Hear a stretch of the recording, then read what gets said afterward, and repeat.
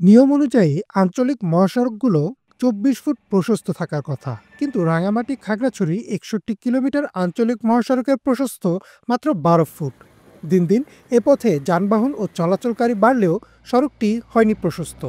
এতে ব্যাহত হচ্ছে ভারী যানবাহন চলাচল, ভোগান্তিতে পড়েছেন পর্যটকরা। ১৯৮০-র দশকে নির্মিত সড়কটিতে ঝুঁকিপূর্ণ অনেক বাঁক থাকায় প্রায়ই ঘটছে দুর্ঘটনা। একটা গাড়ি গেলে আরেকটা গাড়ি ওভারটেক করা যায় না, বা গাড়িটা সাইড দিতে গেলে আমাদের ওই দুর্ভাগ্য বিষয় যে আমাদের সাইডে নামতে হয়। সাইডে নামলে বা আমাদের অ্যাক্সিডেন্ট হওয়ার সম্ভাবনা বেশি থাকে। অনেক সময় দেখা যায় টানিয়ে যায়, আমাদের অনেক সময় নিচে চলে যেতে হয়, গ্যাপে চলে যেতে হয়। রোডটা শুরু হওয়ার কারণে আমরা সাইড দেওয়ার জায়গা থাকে না। এটা রোডটা আরো বড় হলে আমাদের জন্য ভালো হয়, বড় গাড়ি চালাইতে কষ্ট হয়, একটাকে আরেকটা সাইড দিতে পারে না। একটা জায়গায় জাম বাজলে অনেক সময় ঢাকা চিটাঙ্গের মতো জাম ২-৩ ঘন্টা জাম বাজেই থাকে।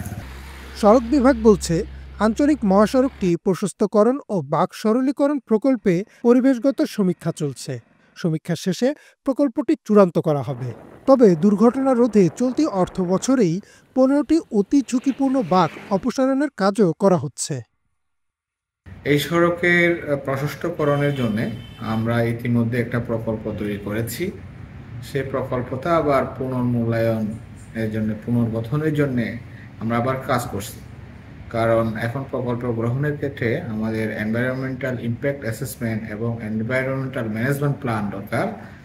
সেটার জন্য একজন কনসালটেন্ট কাজ করছে। আমরা খুব দ্রুতই এনভায়রনমেন্টাল ইমপ্যাক্টমেন্ট যে প্ল্যানটা সেটা আমরা পেয়ে গেলে সেটা পরবর্তীতে আমরা প্রকল্পটা পুনরায় ঊর্ধ্বতন কর্তৃপক্ষের কাছে প্রেরণ করব। প্রতিদিন খাগড়াছড়ি রাঙামাটি সড়কে চলাচল করে ১৫০০ থেকে ২০০০ যানবাহন। সড়কটিতে ঝুঁকিপূর্ণ বাঁক রয়েছে ১১০টি। দ্রুতই এই সমস্যার সমাধান হবে এমন আশা করছেন সাধারণ জনগণ। Desk report, Banglavision.